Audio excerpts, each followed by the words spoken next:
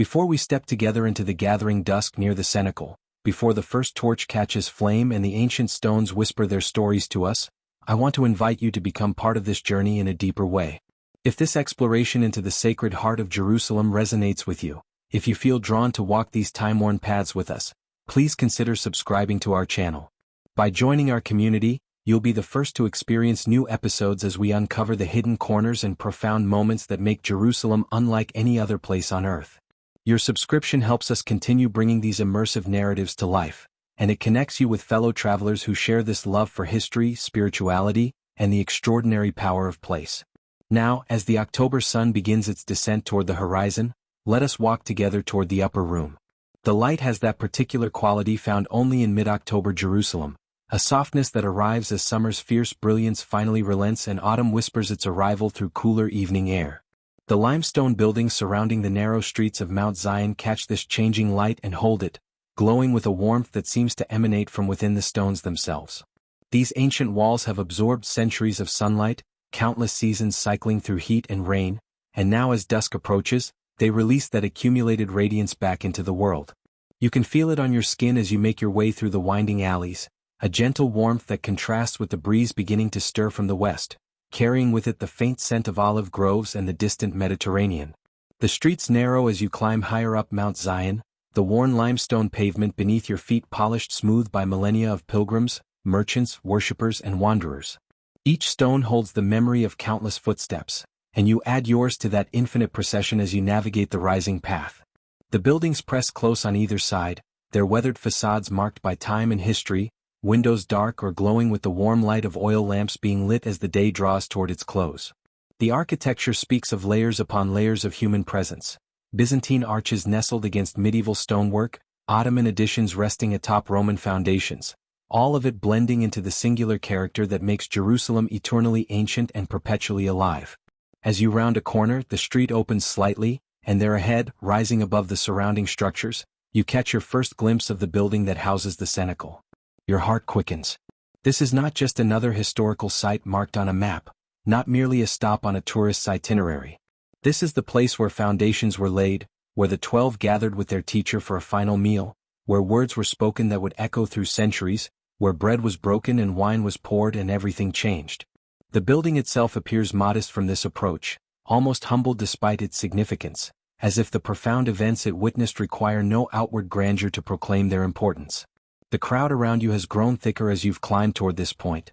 Pilgrims from every corner of the world converge here, drawn by faith, by curiosity, by the magnetic pull of sacred history. You hear fragments of prayers in languages you cannot identify, see faces illuminated with anticipation and reverence. Notice how people instinctively lower their voices as they draw nearer to the site. An elderly woman walks slowly past, her hands folded, lips moving in silent prayer, tears streaming down her weathered cheeks. A young couple holds hands tightly, their eyes wide with wonder. A priest in black robes stands perfectly still, gazing up at the structure, his expression unreadable but profound.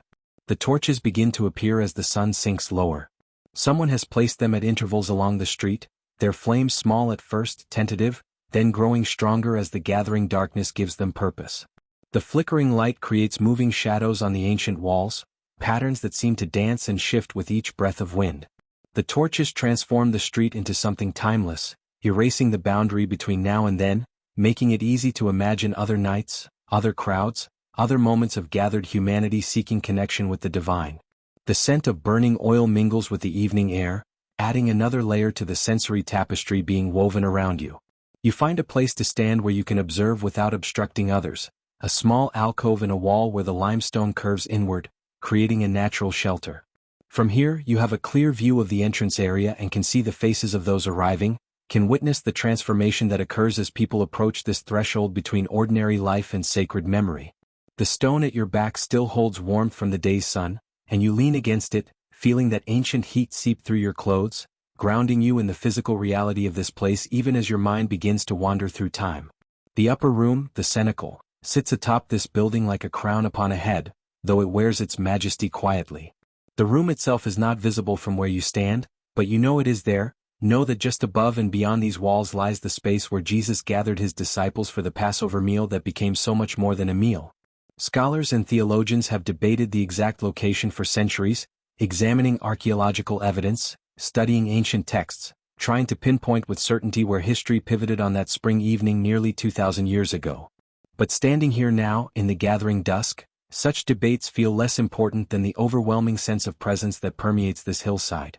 Mount Zion itself rises beneath your feet, the southern hill of ancient Jerusalem, a place whose name has become synonymous with the city itself, with the promised land, with divine favor and human longing. The topography here speaks of strategic importance, of natural defense, of a place chosen for reasons both practical and spiritual. From certain angles, you can see how the land falls away sharply to the valley below, how the hill commands views of the surrounding terrain, how this elevation puts you closer to the sky.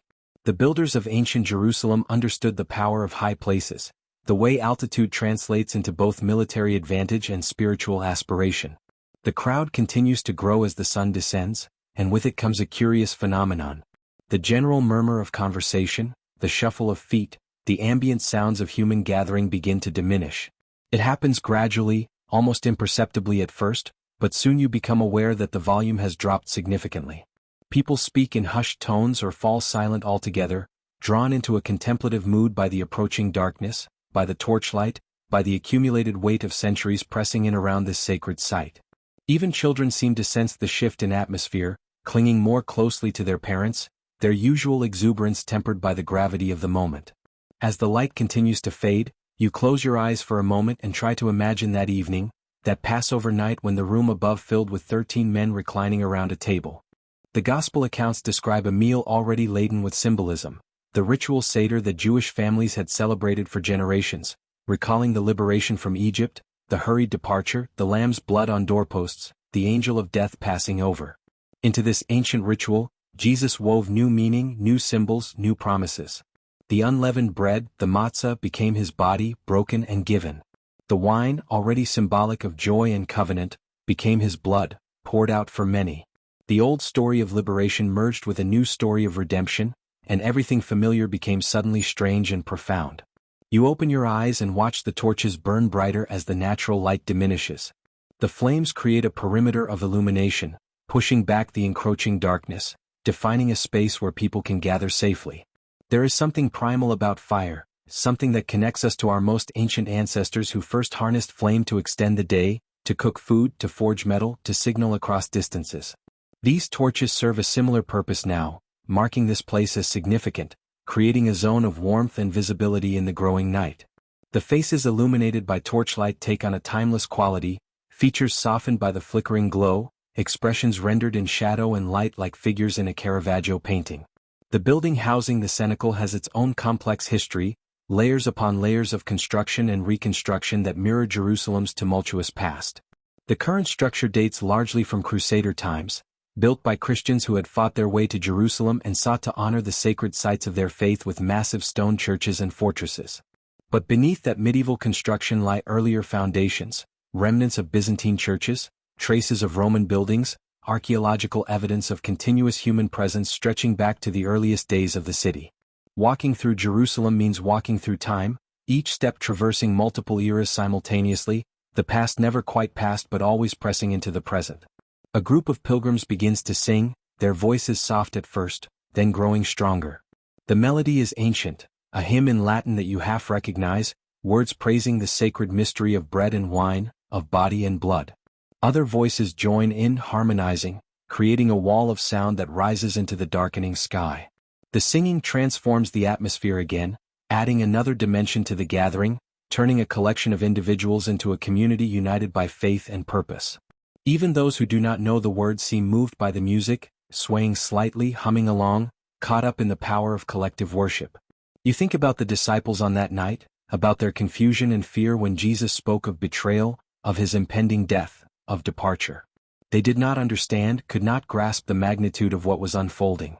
They argued about which of them was the greatest, even as their master knelt to wash their feet, demonstrating through action the nature of true greatness. Peter declared his absolute loyalty even as Jesus predicted his denial. Judas slipped out into the night carrying betrayal in his heart and 30 pieces of silver in his purse. The room held all of this, the devotion and the doubt, the courage and the cowardice, the divine plan unfolding through human weakness and human strength. The October air carries a chill now that the sun has set completely. You draw your jacket closer, grateful for the warmth still radiating from the wall at your back.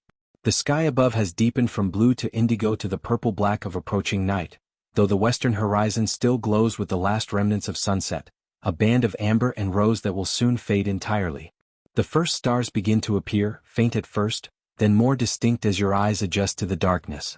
The same stars that shone on that Passover night, you think, the same celestial patterns that looked down on Jesus and his disciples, on the Last Supper and all that followed. After the meal, after the breaking of bread and the sharing of wine, after the institution of what would become the central ritual of Christian worship, they sang a hymn together. The Gospels tell us this, that before they went out to the Mount of Olives, before Gethsemane and arrest and trial and crucifixion, they raised their voices in song. What did that sound like, you wonder, those 13 voices blending in the upper room, singing the traditional Passover hymns, the Hallel Psalms praising God's deliverance and mercy? Did their voices carry out into the night? Did anyone passing below hear them and think nothing of it, just another family celebrating the feast? Did the walls of that room hold the sound, pressing it into the stone where it remains even now, an echo waiting to be heard by those who listen carefully enough? A young woman near you is weeping quietly, not in distress but in some deeper emotion that overflows in tears. Her companion, perhaps her mother, holds her close, saying nothing, just offering presence and comfort. You look away, respecting their privacy, but you understand. This place does that to people, breaks open something inside, allows emotions usually kept carefully contained to surface and flow. The weight of history, the power of faith, the accumulated prayers of millions of pilgrims over centuries, all of it presses down and in, cracking open even the most guarded hearts. 50 days after that Passover meal, according to the book of Acts, the disciples gathered again in this same upper room for the feast of Pentecost. They had witnessed resurrection by then, had seen their crucified teacher alive again, had received his final instructions and watched him ascend to heaven. They waited as he had told them to wait, praying together, uncertain what would come next. Then the Spirit descended like wind and fire, filling the room, filling them, transforming them from frightened followers hiding behind locked doors into bold proclaimers who would take their message to the ends of the earth. The upper room witnessed that transformation, contained that explosive moment when everything changed again, when the scattered disciples became the church. The crowd has grown quite large now, filling the street, spilling into adjacent alleyways, all of these people drawn to this spot on this October evening. Tourists mingle with pilgrims, the curious alongside the devout, locals who pass this way every day joining visitors who have traveled across continents to be here.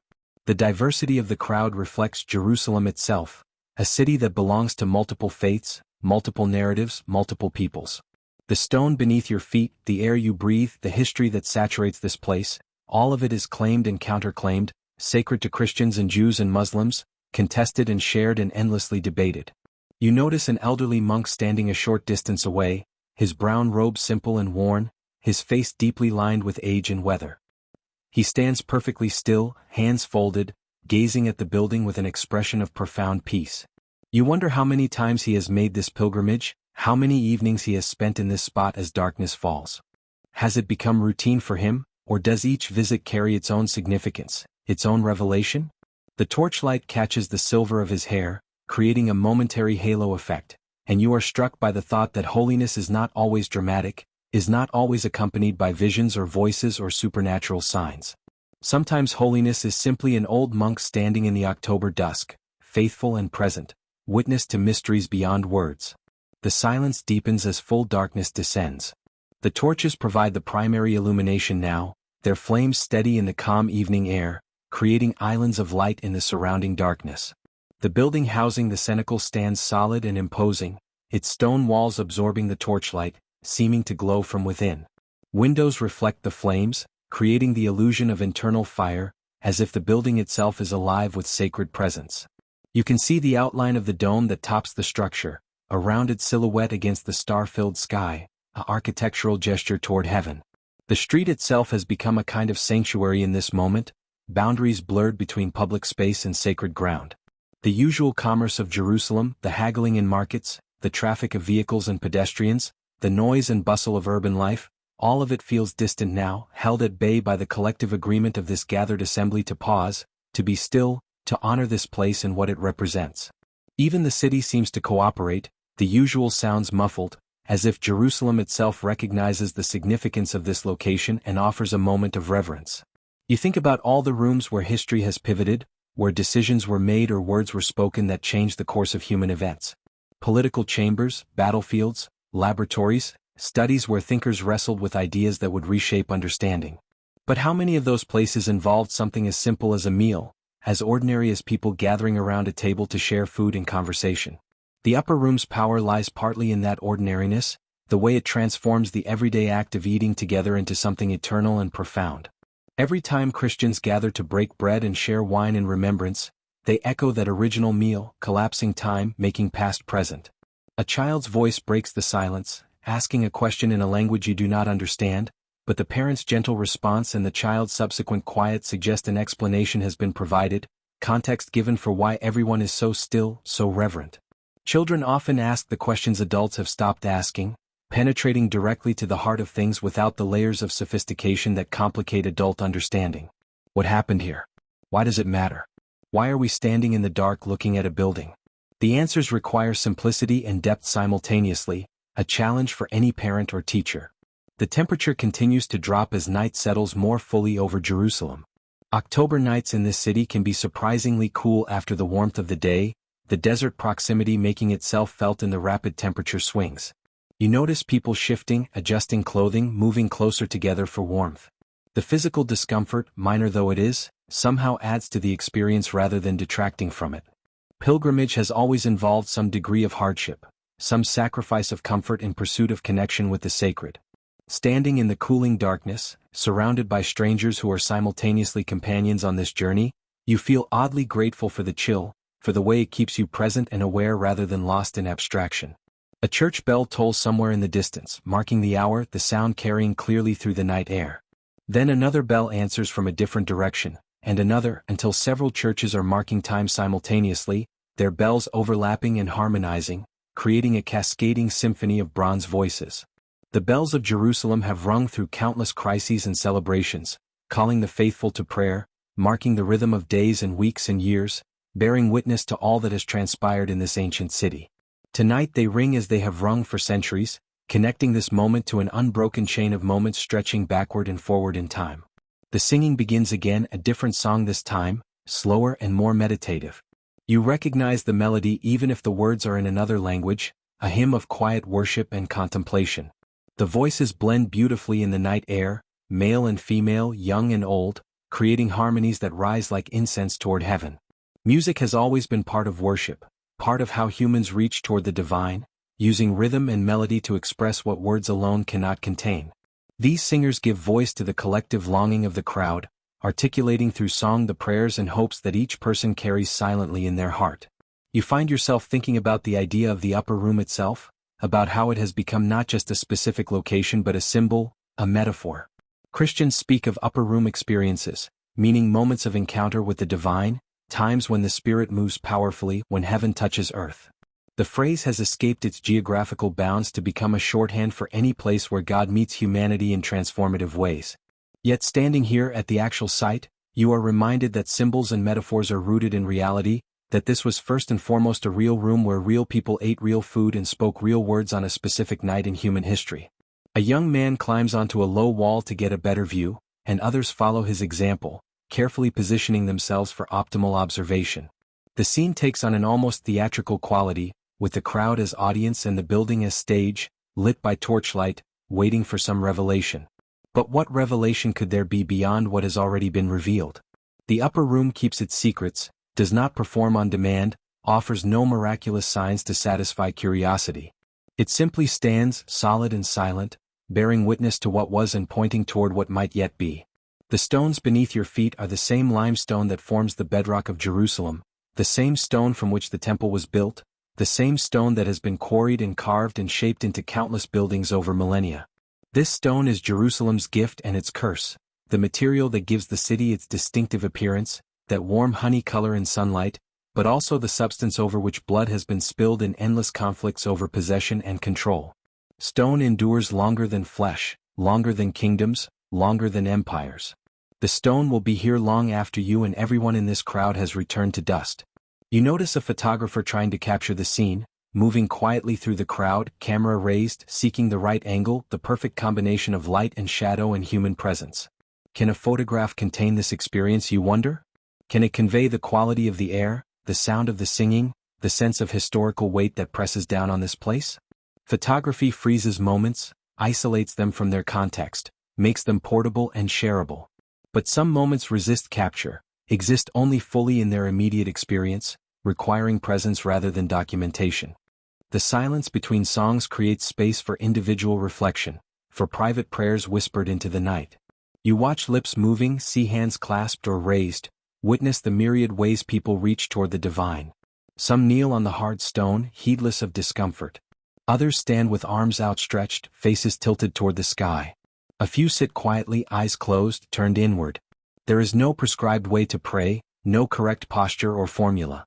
Faith expresses itself as individually as fingerprints, each person finding their own path toward transcendence. The thought occurs to you that you are participating in something very old, a tradition of pilgrimage and devotion that stretches back to the earliest days of Christianity. Within decades of Jesus' death and resurrection, believers were already making their way to Jerusalem, seeking out the places associated with his life and teaching. These early pilgrims would have found a very different city than the one that exists now, a Jerusalem still traumatized by the Roman destruction of 70 CE, the temple reduced to rubble, much of the city in ruins. Yet they came anyway, driven by the need to walk where Jesus walked, to see what he saw, to connect their faith to its geographical origins. A breeze stirs suddenly, stronger than before, and the torch flames dance wildly, casting moving shadows across the street. The wind carries new scents, pine from distant trees, perhaps, or herbs growing in hidden gardens, the complex smell of an ancient city layered with countless human activities. The breeze feels alive, purposeful, and you think of the Spirit descending at Pentecost, described as wind and fire, invisible force made suddenly manifest. The metaphor makes sense in this moment, wind being something you cannot see but can only feel and observe through its effects, moving tree branches, stirring flames, touching skin with invisible fingers. The crowd shifts and flows like a living organism, people arriving and departing, moving closer to the building or stepping back to allow others a better view. There is a courtesy in these movements, a shared understanding that everyone wants their moment of connection, their opportunity to stand near this sacred site and feel its power. Pilgrimage sites teach patience and generosity, or they should, requiring visitors to balance their own needs with consideration for others who have come seeking the same experience. You recall reading about the debates and conflicts surrounding the Cenacle, how different Christian denominations have claimed authority over it, how it was converted into a mosque at one point in history, how it remains a source of tension and negotiation. Sacred sites often become battlegrounds precisely because they matter so much, because multiple groups stake their identity and legitimacy on control of these powerful places.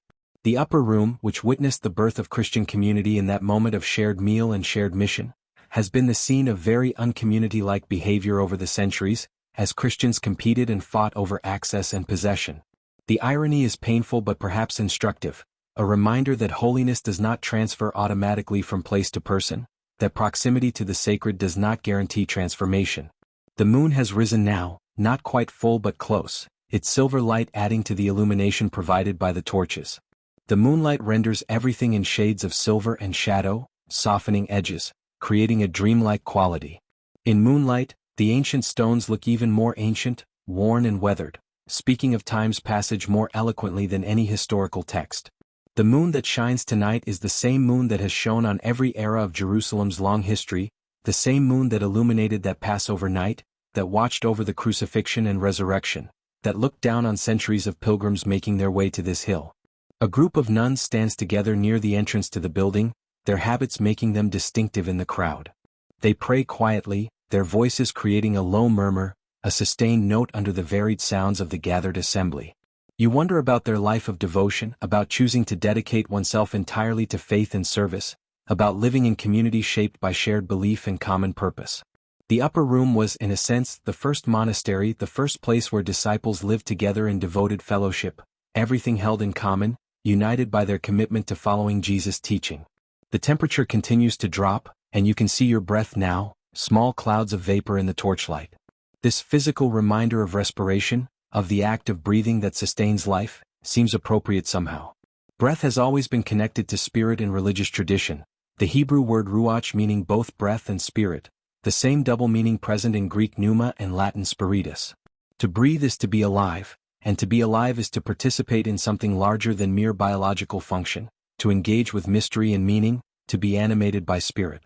You think about the transformation that occurred in the disciples after Pentecost, how they emerged from the upper room changed, empowered, ready to face whatever challenges awaited them. Fear gave way to courage, silence to proclamation, hiding to bold witness.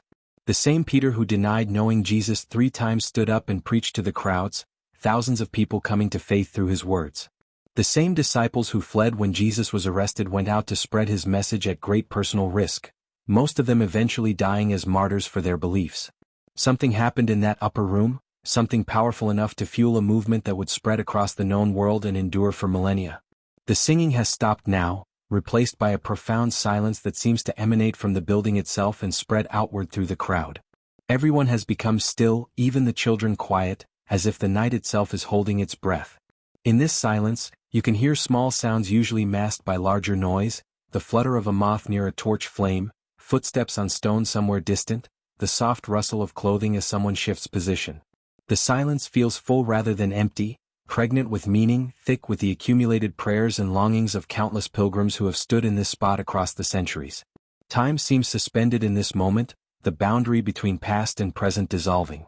You could be standing here in any era, joined by an invisible communion of believers spanning 2,000 years, all of you gathered at this same spot, looking toward the same upper room, connected by shared faith and common reverence. The specificity of this October evening blurs into timelessness, the particular becoming universal, your individual experience merging with the collective experience of all who have made this pilgrimage. The moment cannot last forever, of course. Already you can sense the crowd beginning to shift, the spell starting to break, people preparing to depart, to continue their journeys, to return to hotels or homes, to move from this liminal space back into ordinary time. Some linger, reluctant to leave, trying to hold on to the feeling a bit longer.